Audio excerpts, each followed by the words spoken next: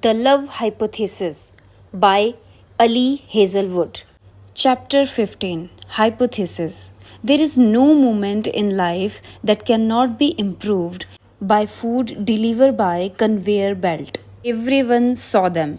People whom Olive had never met before. People whom she recognized from blog posts and science Twitter. People from her department who had been her teachers in previous years. People who smiled at Adam, who addressed him by his first name or as Dr. Carlson, who told him great talk or see you around. People who completely ignored Olive and people who studied her curiously. Her and Adam, and the place where their hands were joined. Adam mostly nodded back, only stopping to chat with Holden. You guys skipping the boring shit? He asked with a knowing smile. Yup. I will make sure to drink you booze then and to extend your apologies. No need. I will just say you had a family emergency. Holden winked. Perhaps future family emergency. How does that sound? Adam rolled his eyes and pulled Olive outside. She had to hurry to keep up with him, not because he was talking particularly fast, but because his legs were so long, one of his strides was worth about three of hers. I'm wearing heels here. He turned to her, his eyes traveling down her legs and then rapidly moving away. I know, you're less vertically challenged than usual. Her eyes narrowed. Hi, I'm 5'8". That's actually pretty tall. Adam's expression was non committal. What's that face? What face? Your face. Just my regular face? No, that's your not tall face. He smiled, just a smidge. Are the shoes okay for walking? Should we go back? They're fine, but can we slow down? He feigned a sigh, but he did. His hand let go of hers and pushed against her lower back to steer her to the right. She had to hide a small shiver. So, she stuffed her fists in the pockets of her coat, trying to ignore how the tips of her fingers were still tingling. Those free drinks you mentioned, do they come with food? I will get you dinner. Adam's lips curved a little more. You're not a cheap date, though. She leaned into his side and bumped her shoulder against his biceps. It was hard not to notice that there was no give. I really am not. I fully plan to eat and drink my fillings. His smile was more uneven than ever. Where do you want to go, smartass? Let's see. What do you like aside from tap water and hard boiled spinach? He gave her a dirty side look. How about burgers?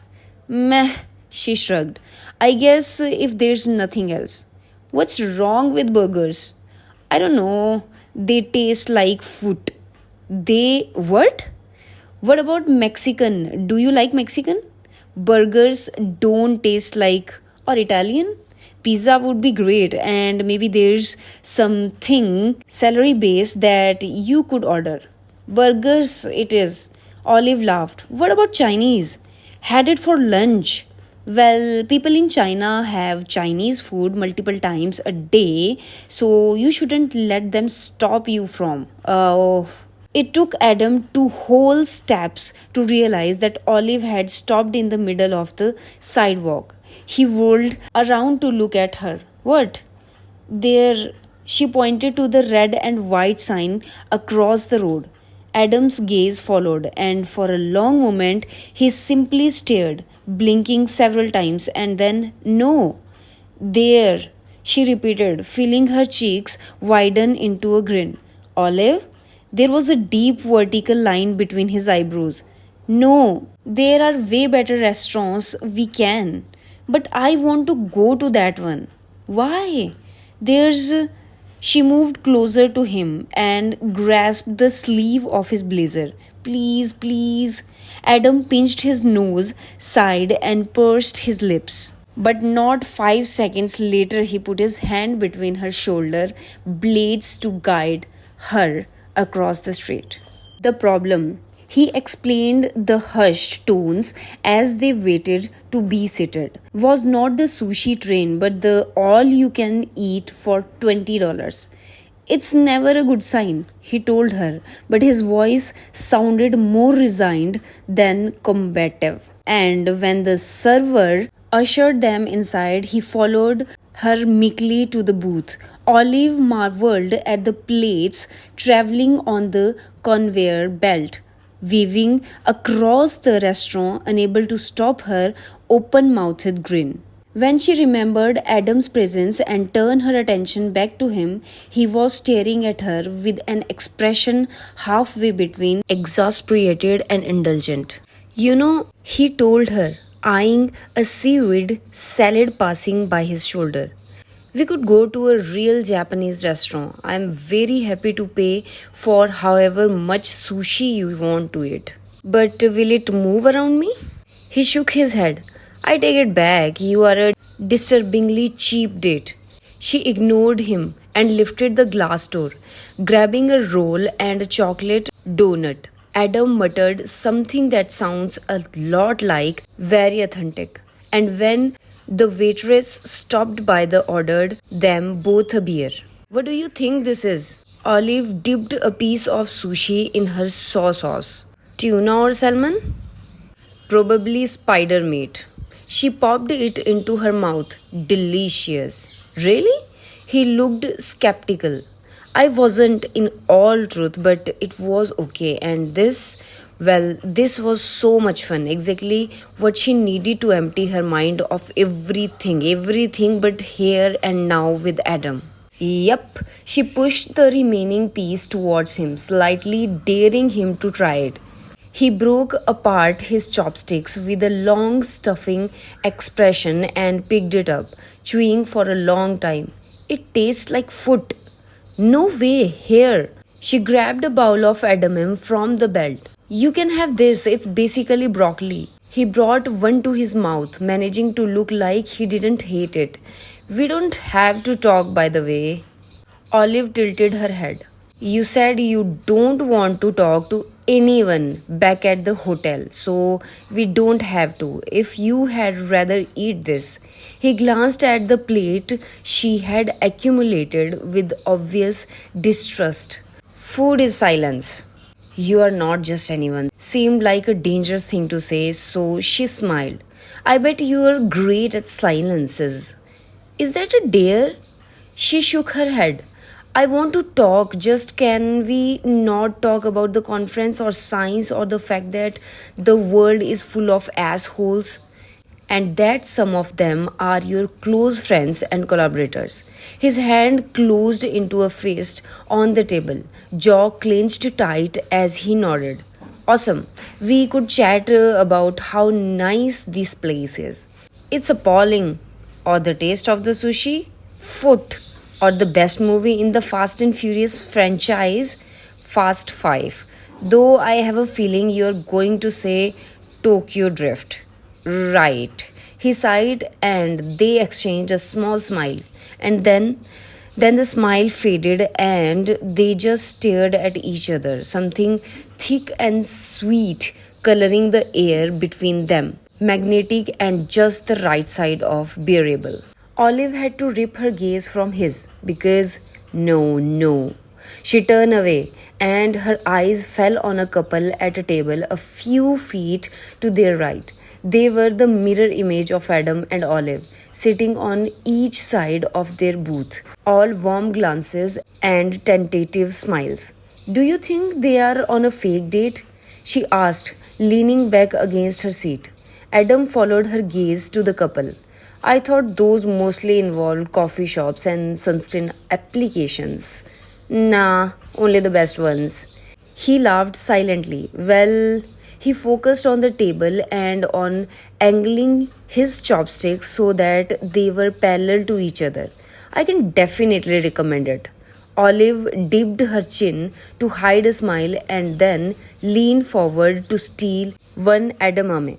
In the elevator, she held on to his biceps and took off her heels, failing disastrously at being graceful as he studied her and shook his head. I thought you said they didn't hurt. He sounded curious, amused, fond. That was ages ago. Olive picked them up and let them dangle from her fingers. When she straightened, Adam was again impossibly tall. Now, I'm very ready to chop off my feet. The elevator pinged and the door opened. That seems counterproductive. Oh, you have no idea. Hi, what are you? Her heart skipped what felt like a dozen beats when Adam swept her up into a full bridal carry. She yelped, and he carried her to their room, all because she had a blister on her pinky toe. Without much of a choice, she closed her arms around his neck and sank against him, trying to make sure she had survived if he decided to drop her.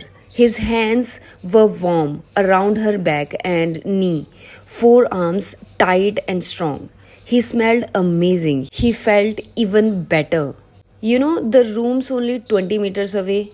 I have no idea what that means. Adam, we Americans think in feet Canada. I am too heavy. You really are. The ease with which he shifted her in her arm to slide the keycard belied his word. You should cut pumpkin flavored drinks from your diet. She pulled his hair and smiled into his shoulder. Never. Their name tags were still on the TV table, exactly where they had left them, and there was a conference program half open on Adam's bed, not to mention tote bags and a mountain of useless flyers. Olive noticed them immediately, and it was like having 1,000 little splinters pressed deep into a fresh wound. It brought back every single word Tom had said to her, all his lies and his truths and his mocking insults, and Adam must have known. As soon as he put her down, he gathered everything that was conference related and stuck it on a chair facing the windows, where it was hidden from their sight. And Olive, she could have hugged him. She wasn't going to.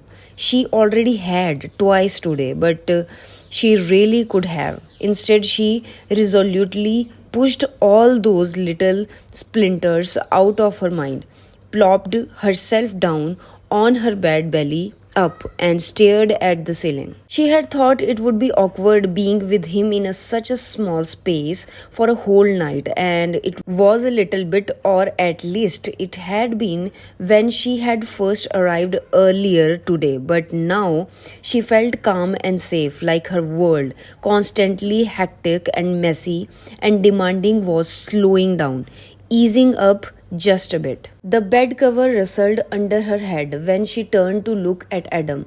He seemed relaxed too, as he draped his jacket against the back of a chair, then took off his watch and set it neatly on the desk. The casual domesticity of it, the thought that his day and hers would end in the same place at the same time, soothed her like a slow caress down her spine. Thank you for buying me food. He glanced at her, crinkling his nose. I don't know that there was any food involved. She smiled, rolling to her side. You're not going out again?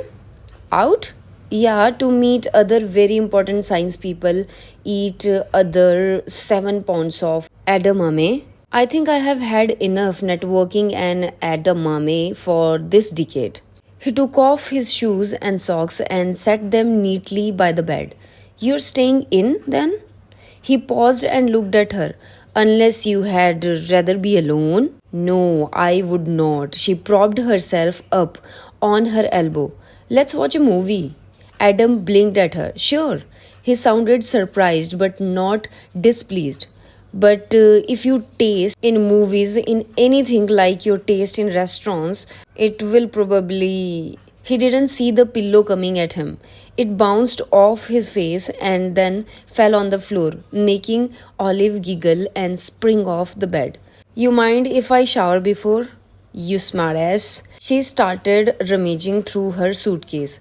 You can pick the movie, I don't care which one, as long as there are no scenes in which horses are killed because it crap. What? I forgot my pajamas. She looked for her phone in the pockets of her coat. It wasn't there, and she realized that she had not brought it with her to the restaurant. Have you seen my. Oh, there it is. The battery was almost dead, probably because she had forgotten to turn off the recording after her talk. She hadn't checked her messages in a few hours and found several unread texts, mostly from Anne and Malcolm, asking her where she was and if she's still planning to come to the social, telling her to get her ass there ASAP because the booze it flowing like a river, and then finally just informing her that they were all going downtown to a bar. Anne must have been well on her way to wasted by that point because her last message read, Kalal, if you want TP join us? Olive? I forgot my pajamas and wanted to see if I could borrow something from my friends, but I don't think they will be back for hours. Though maybe Jess didn't go with them. Let me text and see if. Here. Adam said something black and neatly folded on her bed. You can use this if you want. She studied it skeptically. What is it? A t-shirt. I slept in it yesterday, but it's probably better than the dress you are wearing to sleep in. I mean, he added a faint flush on his cheeks.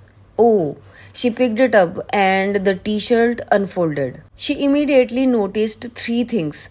It was large, so large that it could hit her mid thigh or even lower. It smelled heavenly, a mix of Adam's skin and laundry detergent that had her wanting to bury her face in it and inhale for weeks. And on the front, it said in big white letters, Biology Ninja?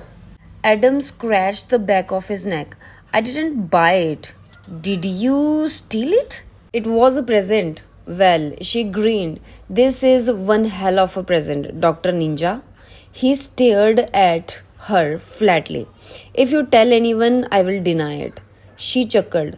Are you sure it's okay? What will you wear? Nothing. She must have been gaping at him a little too much because he gave her an amused look and shook his head.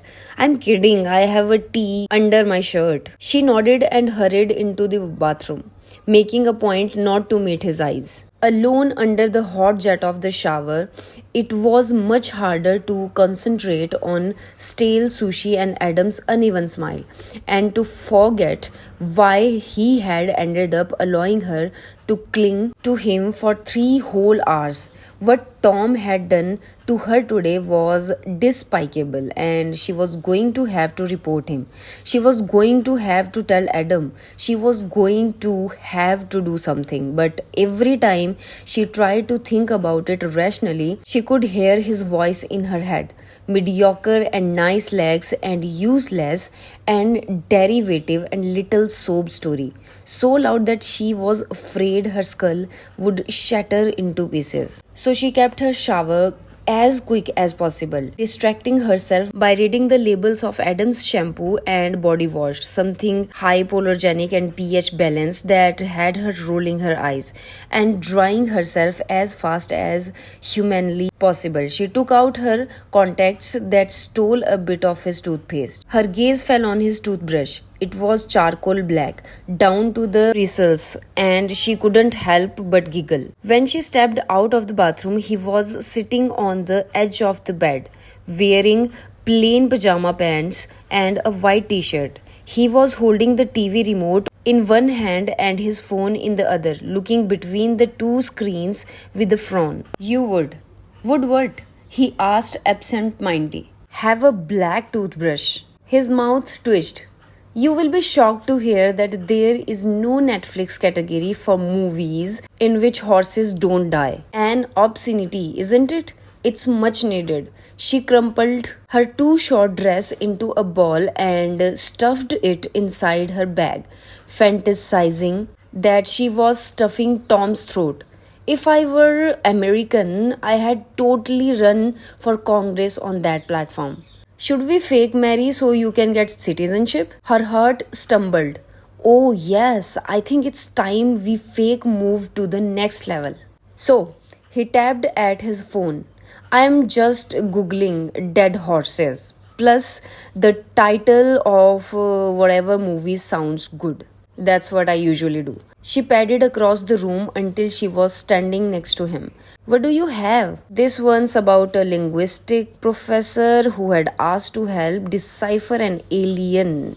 He glanced up from his phone and immediately fell silent. His mouth opened and then shut, and his eyes skittered to her thigh, her feet, her unicorn knee socks, and quickly back to her face. No, not her face, some point above her shoulder. He cleared his throat before saying, "Glad it fits."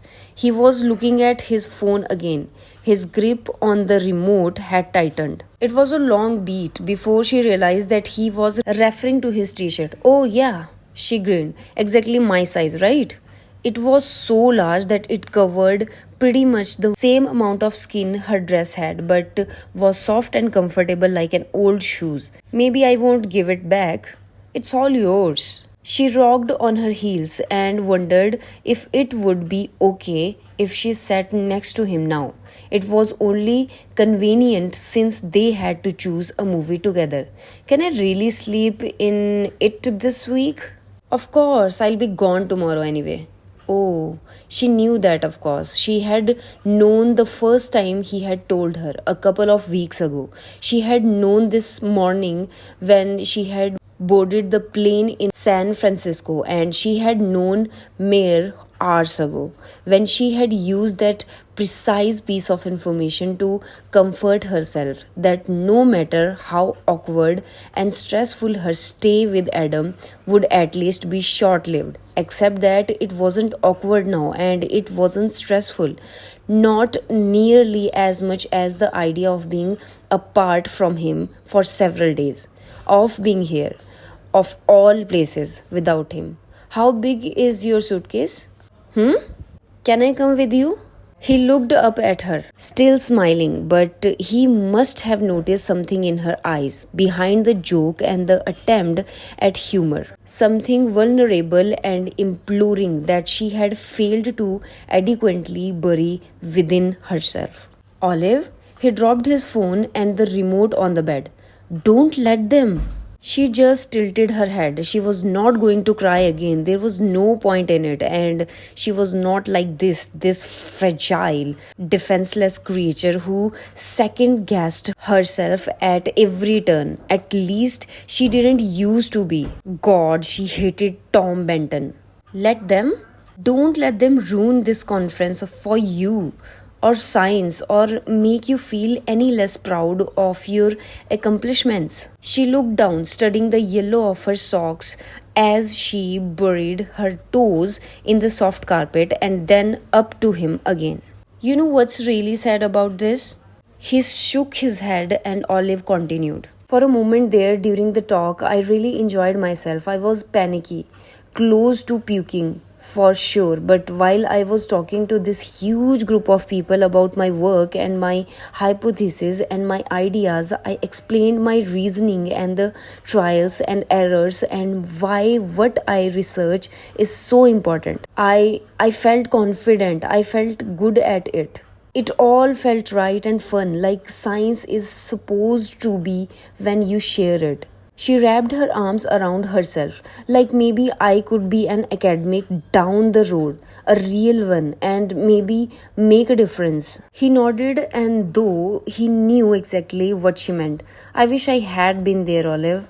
She could tell he really did, that he regretted not being with her. But even Adam, indomitable, decisive, ever competent Adam, couldn't be in two places at once, and the fact remained that he had not seen her talk.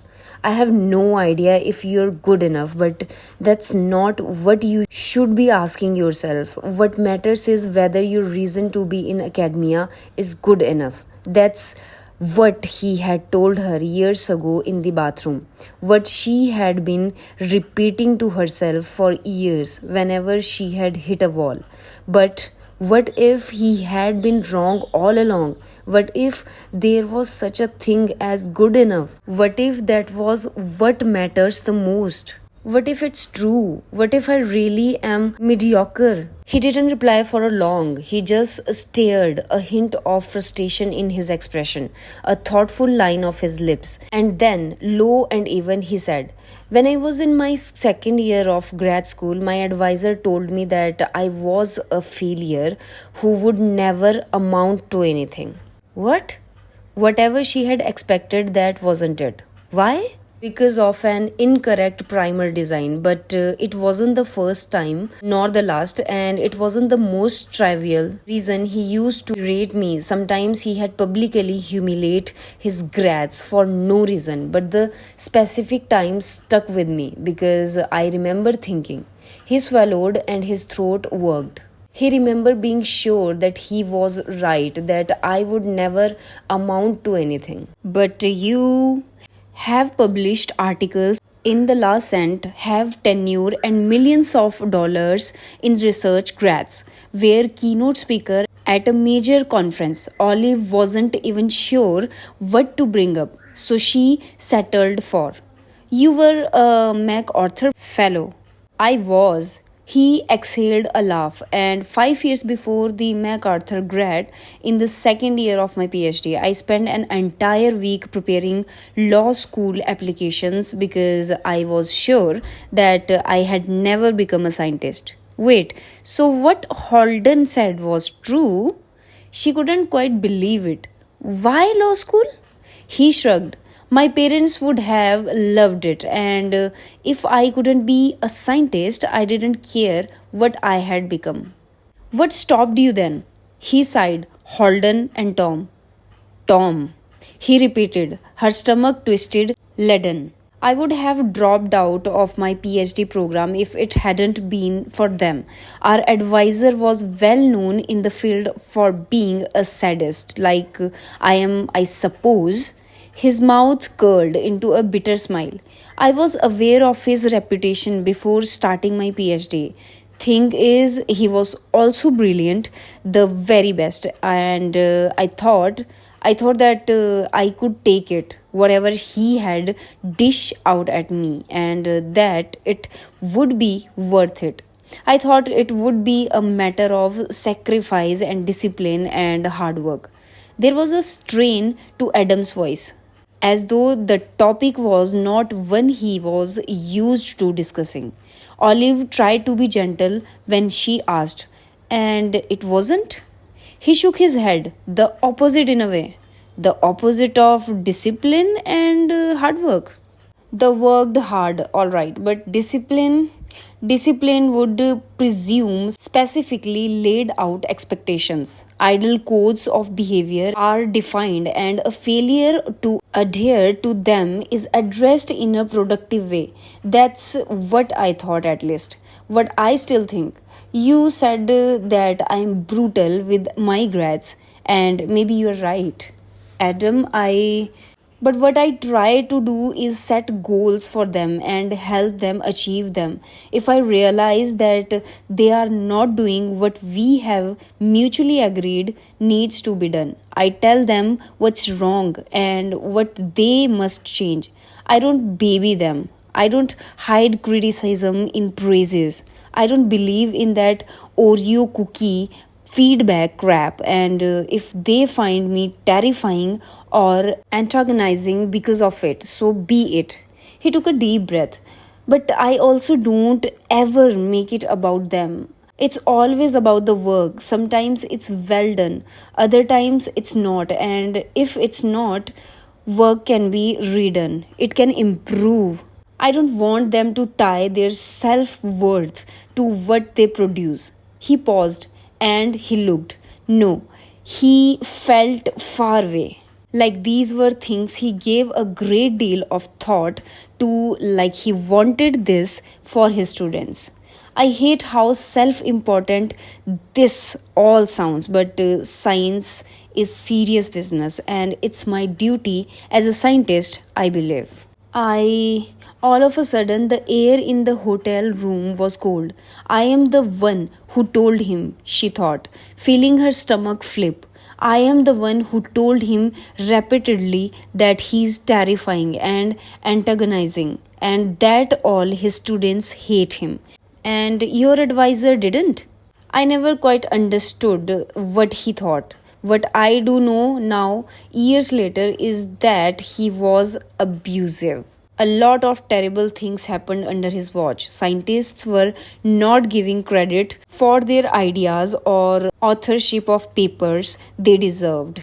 People were publicly belittled for making mistakes that would be normal for experienced researchers, let alone trainees. Expectations were stellar but never fully defined. Impossible deadlines were set arbitrarily out of the blue, and grads were punished for not meeting them. PhD students were constantly assigned to the same tasks, them pitted against each other and asked to compete for my advisor's amusement. Once he put Holden and me on the same research project and told us that whoever obtained publishable results first would receive funding for the following semester. She tried to imagine how it would feel if Dr. Aslan openly promoted a competitive environment between Olive and her cohorts, but no, Adam and Holden had been close friends their whole lives, so the situation wasn't comparable. It would have been like being told that to receive a salary next semester, Olive would need to outscience Anne. What did you do? He ran a hand through his hair and a strands fell on his forehead. We paired up. We figured that we had complementary skills. A pharmacology expert can achieve more with the help of a computational biologist, and vice versa. And we were right. We ran a really good study. It was exhausting but also elating, staying up all hours to figure out how to fix our protocols, knowing that we were the first to discover something. For a moment, he seemed to enjoy the memory, but then he pressed his lips together, rolling his jaw. And at the end of the semester, when we presented our fundings to our advisor, he told us that we had both be without funding because by collaborating, we hadn't followed his guidelines. We spent the following spring teaching 6 sections of introduction to biology per week on top of lab work. Holden and I were living together. I swear that I once heard him mumble, "Mitochondria are the powerhouse of the cell," in his sleep. But you gave your advisor what he wanted. Adam shook his head. He wanted a power play, and in the end, he got it. He punished us for not dancing to his tune and published the funding we brought to him without acknowledging our role in obtaining them. Her fingers fisted in the loose fabric of her borrowed t shirt. Adam, I'm so sorry I ever compared you to him. I didn't mean to. It's okay. He smiled at her, tight but reassuring. It was not okay. Yes, Adam could be direct, painfully so. Stubborn and blunt and uncompromising, not always kind but never devious or malicious. Quite the opposite. He was honest to a fault and required from other the same discipline he cleared imposed on himself. As much as his grads complained about his harsh feedback or the long hours of work they were asked to put in the lab, they all recognized that he was a hand on mentor without being a micromanager. Most of them graduated with several publications and moved on to excellent academic jobs. You didn't know. Still, she bit her lip, feeling guilty, feeling defeated, feeling angry at Adam's advisor and at Tom for treating academia like their own personal playground, at herself for not knowing what to do about it. Why did no one report him? He closed his eyes briefly because he was shortlisted for a Nobel Prize twice, because he had powerful friends in high places, and we thought no one would believe us because he could make or break careers, because we felt that there was no real system in place to ask for help. There was a sore set to his jaw, and he was not looking at her anymore. It was so surreal, the idea of Adam Carlson feeling powerless. And yet his eyes told another story.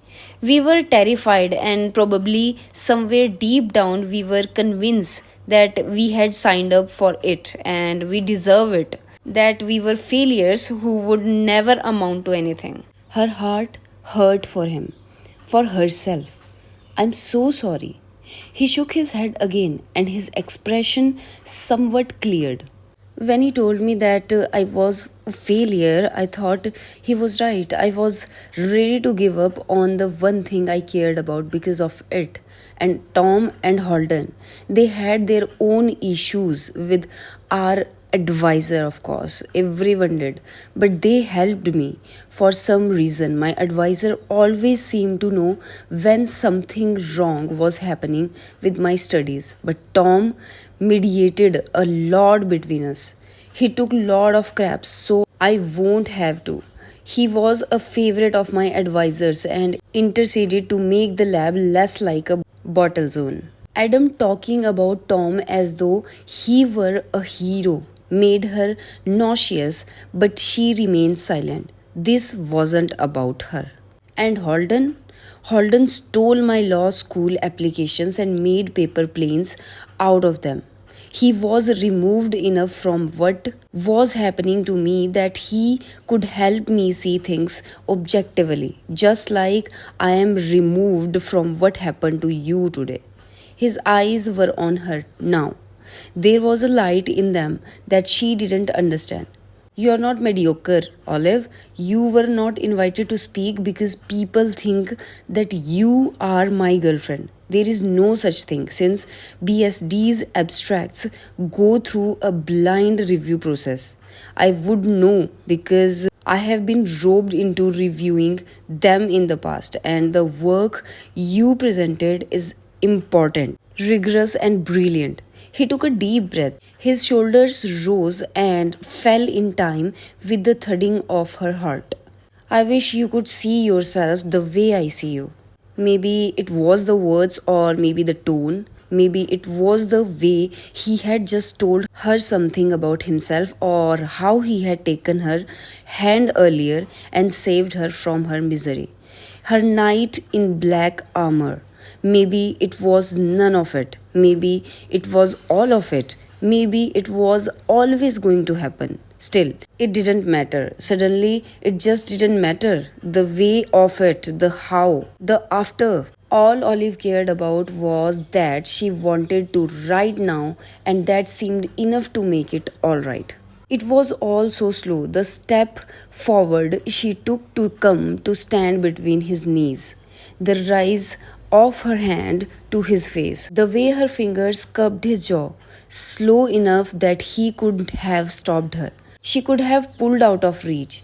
He could have said something, and he did not. He simply looked up at her, his eyes a clear, liquid brown, and Olive's heart at once jumped and quieted when he tilted his head and leaned into her palm.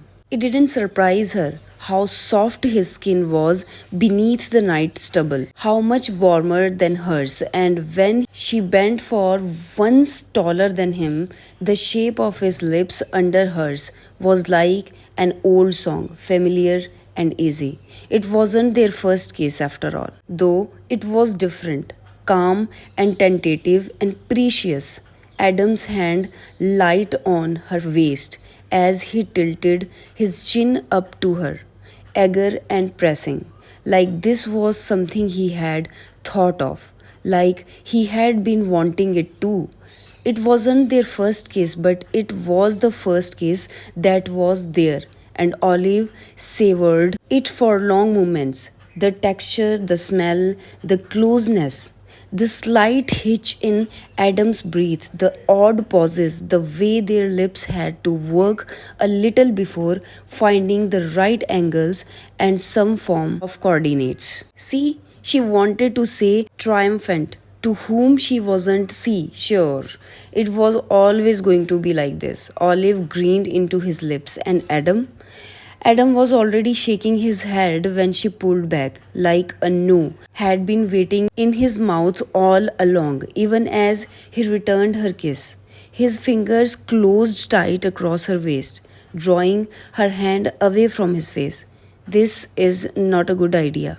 Her smile faded. He was right. He was completely right. He was also wrong. Why? Olive, he shook his head again. Then his hand left her waist and came up to his lips, as if to touch the kiss they had just shared. Make sure it had really happened. This is. No. He really was right. But why? She repeated. Adam's fingers pressed into his eyes. His left hand was still holding her waist, and she wondered distractedly if he was even aware of it. If he knew that his thumb was swiping back and forth across her pulse. This is not what we are here for. She could feel her nostril flare. That doesn't mean that. You're not thinking clearly. He swallowed visibly. You are upset and drunk, and I have 2 beers hours ago.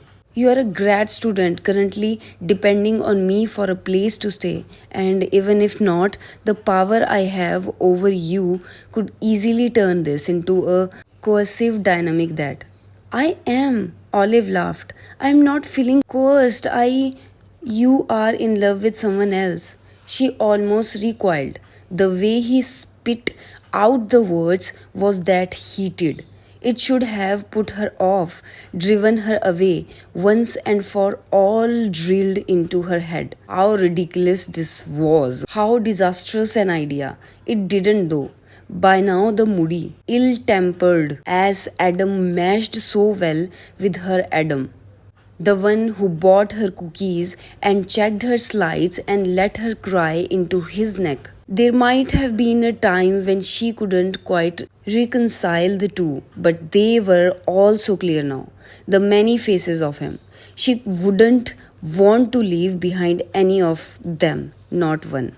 Olive, he sighed heavily, closing his eyes. The idea that he might be thinking of the woman who Holden mentioned flashed into her mind and slipped away. Too painful, too entertaining. She should just tell him. She should be honest with him. Admit that she didn't care about Jeremy, that there was no one else, never had been, but she was terrified, paralyzed with fear, and after the day she had had, her heart felt so easy to break, so fragile. Adam could shatter it in 1,000 pieces and still be none the wiser. Olive, this is how you're feeling now, a month from now. A week, tomorrow. I don't want you to regret. What about what I want? She leaned forward, letting her words soak the silence for drown out seconds. What about the face that I want this? Though maybe you don't care. She squared her shoulders, blinking quickly against the prickling sensation in her eyes. Because you don't want it, right? Maybe I am just not attractive to you and you don't want this. It nearly made her lose her balance the way he tugged at her wrist and pulled her hand to himself, pressing her palm flush to his groin to show her that, oh, yeah. His jaw rolled as he held her gaze. You have no fucking idea what I want. It took her breath away, all of it. The low, guttural tone of his voice, the thick ridge under her fingers, the enraged, hungry tone in his eyes. He pushed her hand away almost immediately, but it already felt too late. It wasn't that Olive hadn't. The kiss they have exchanged, they were always physical, but now it was as if something had been switched on. For a long time, she had thought Adam handsome and attractive. She had touched him, sat on his lap, considered the vague possibility of being intimate with him. She had thought about him, about him and sex, but it had always been abstract, hazy and undefined, like line art in black and white, just the base for a drawing that was suddenly coloring on the inside. It was clear now in the damn ache pulling between her thigh, in his eyes that were all pupil, how it would be between them, heady and sweaty and sleek, challenging. They would do things for each other, demand things of each other. They would be incredibly close, and Olive, now that she could see it, she really wanted it. She stepped close, even closer. Well, then, her voice was low, but she knew he could hear her. She shut his eyes tight. This is not why I asked you to room with me. I know. Olive pushed a black strand of hair away from his forehead. It's also not why I accepted.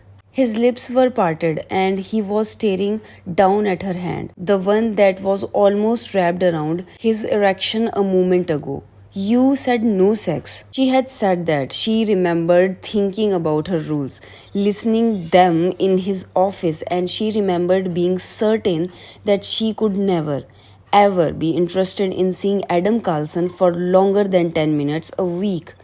I also said it was going to be an on campus thing and we just went out for dinner. So he might know what was best, but what he wanted was different. She could almost see the debris of his control, feel it slowly erode. I don't. He straightened infinitesimally. The line of his shoulders, his jaw. He was so tensed, still avoiding her eyes. I don't have anything. It was a little embarrassing the amount of time it took for her to parse the meaning of it. Oh, it doesn't matter. I am on birth control and clean. She bit into her lip.